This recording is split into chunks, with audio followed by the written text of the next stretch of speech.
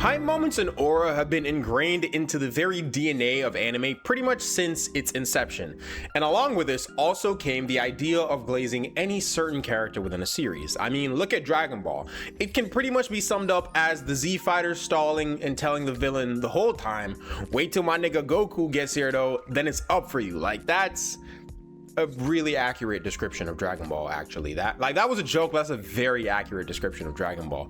But this was restricted mainly to the people who were friends with Goku though. But two characters that were pretty much universally glazed within their series were of course the copy ninja Kakashi, or Kakashi of the Sharingan as he also goes by, has two epithets that should really tell you how glazed he is, and of course the one person who you have to always mention whenever the word glazed comes up in anime, Gojo Satoru, the character who is undoubtedly the most glazed of the modern day. And I mean, it's so much so that it's pretty much taken on a life of its own and become a meme in real life, right?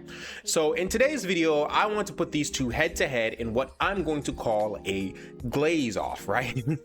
I know it's a weird title, but it's the most glazed character in history, in my opinion, honestly, versus the most glazed character of today.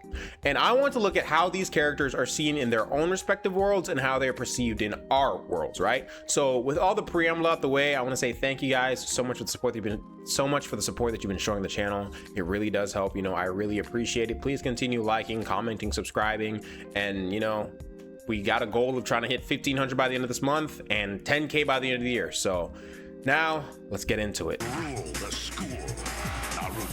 So looking at it from an in-world perspective, I think it'll be easiest to start off with Gojo just to get him out of the way, because he is the character that's the freshest in our minds and the one I don't really have to talk the most about.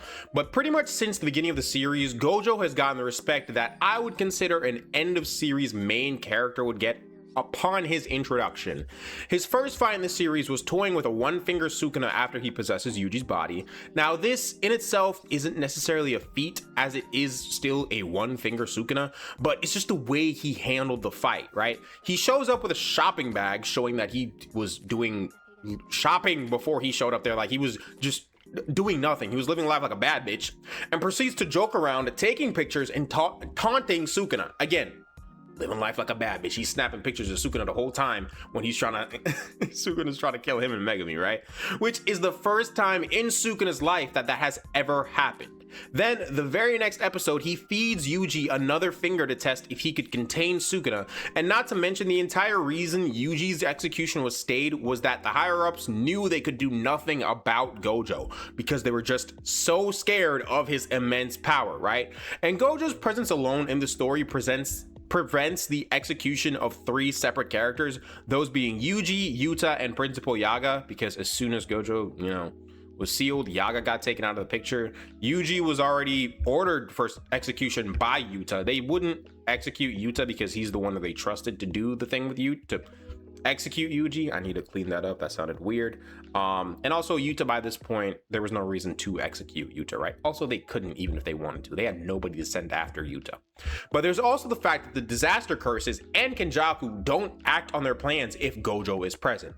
Any plans that are executed within season 1 are done so solely under the condition that Gojo can't interfere or is too busy for some reason. Hanami had to gather other curse users for the express reason of creating a barrier with one condition: Satoru Gojo cannot enter. Other than that, anyone else was allowed into the barrier. Every other person was allowed into the barrier except for Satoru Gojo.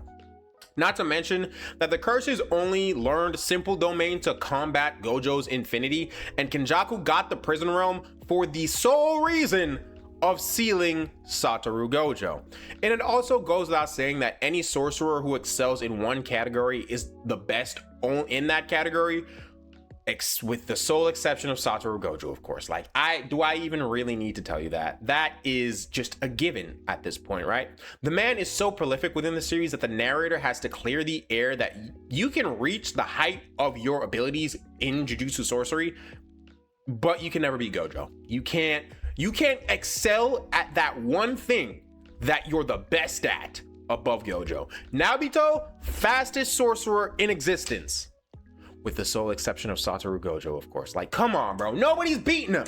Nobody's beating Gojo, except for when Gojo got beat. But that is a thing of its own, and I won't spoil you. You probably already have. You definitely already have. I know how JJK fans are. But also, he was pretty much the only character Sukuna ever really praised. Again, you got spoiled, so you know that.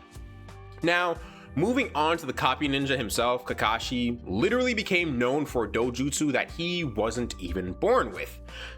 And Kakashi of the Sharingan was pretty much said any and everywhere he went.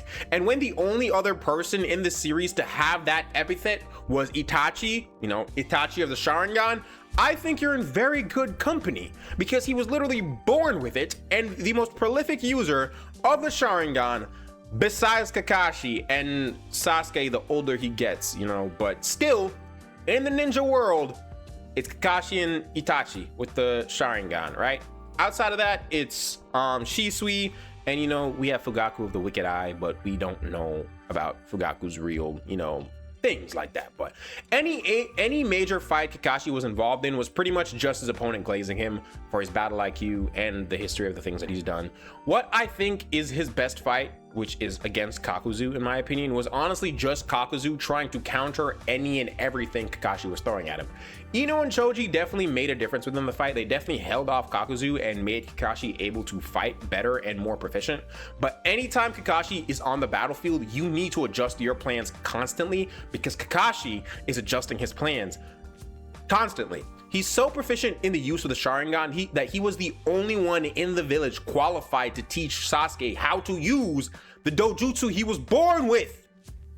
Now, there weren't exactly any other options, right? It's Uchiha were dead, and Obito was presumed dead, Madara was presumed dead, and Itachi was a double agent, but nobody knew that, so it was only Kakashi. But again, this man was not born with the dojutsu, so it heavily drains his chakra more than it does for any other regular Uchiha.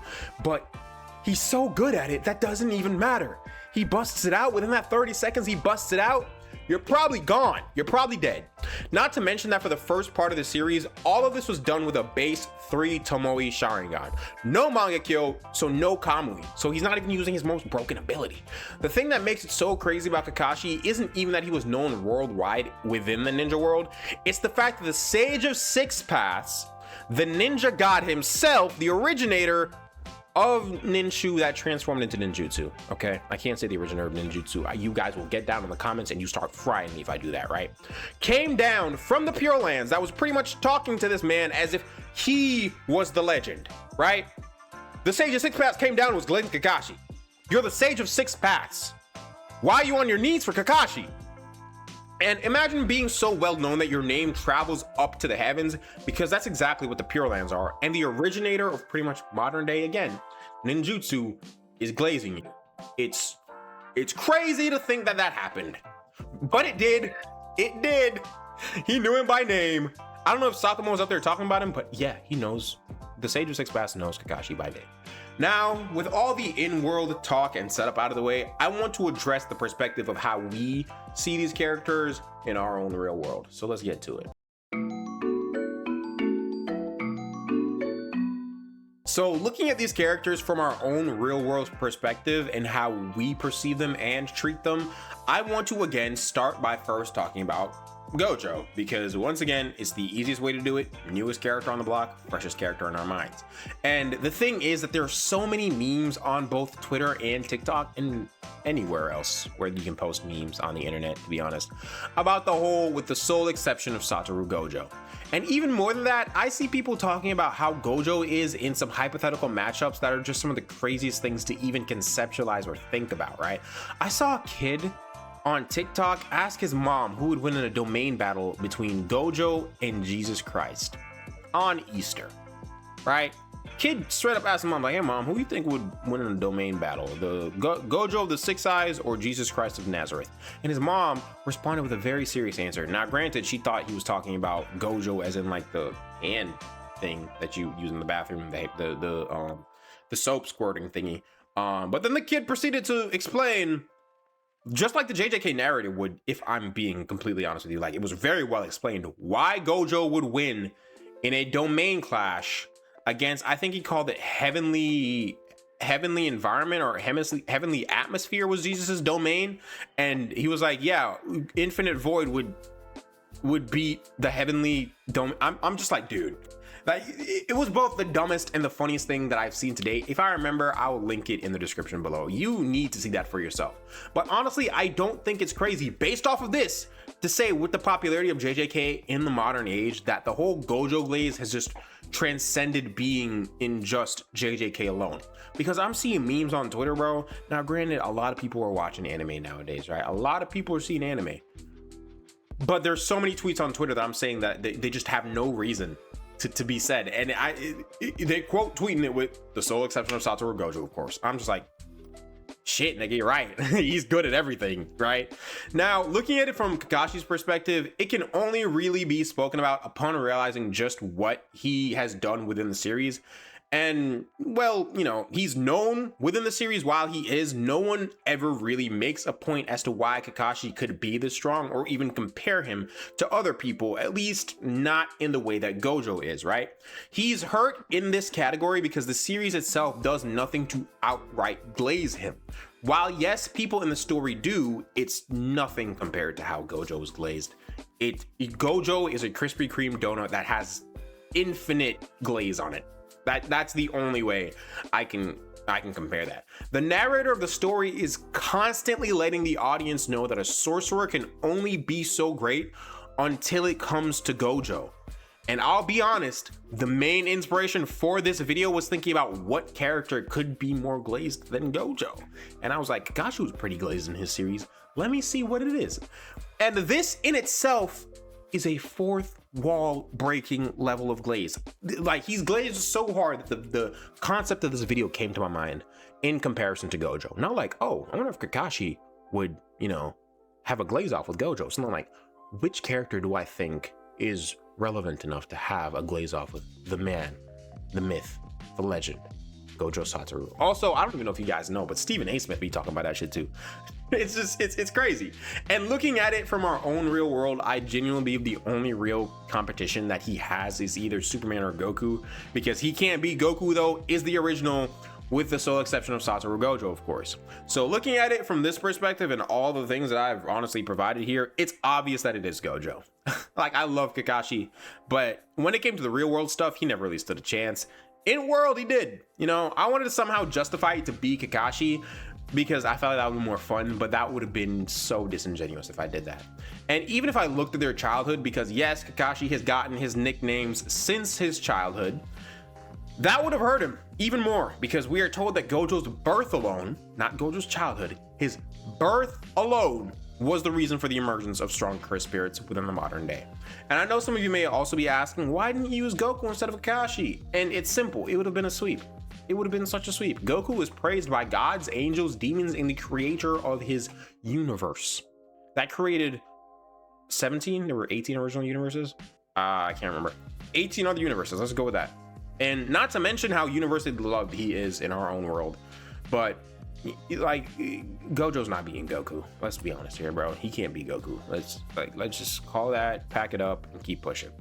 But that's the video, and if you couldn't tell, I really did have a lot of fun with this video. I just wanted to do a dumb video for you guys just to kind of have a little bit of fun with this channel instead of, because, you know, coming off the back of that Kashimo video was a pretty serious video, which I did have fun making. Believe me, I had fun making that video. But people in the comments were kind of going crazy, so I just wanted to give you guys something fun to kind of calm us down, you know? I really do hope you guys enjoyed it. I'm very thankful if you made it this far in the video. You guys are one of the reasons this channel is getting pushed. So thank you. I love you so much. And leave a comment down below if you agree or think I'm wrong. Maybe Kakashi is somehow more glazed than Gojo and I just don't know ball for real. But other than that, please like, comment, and subscribe. And I love you guys. And I'll see you in the next one. Goodbye.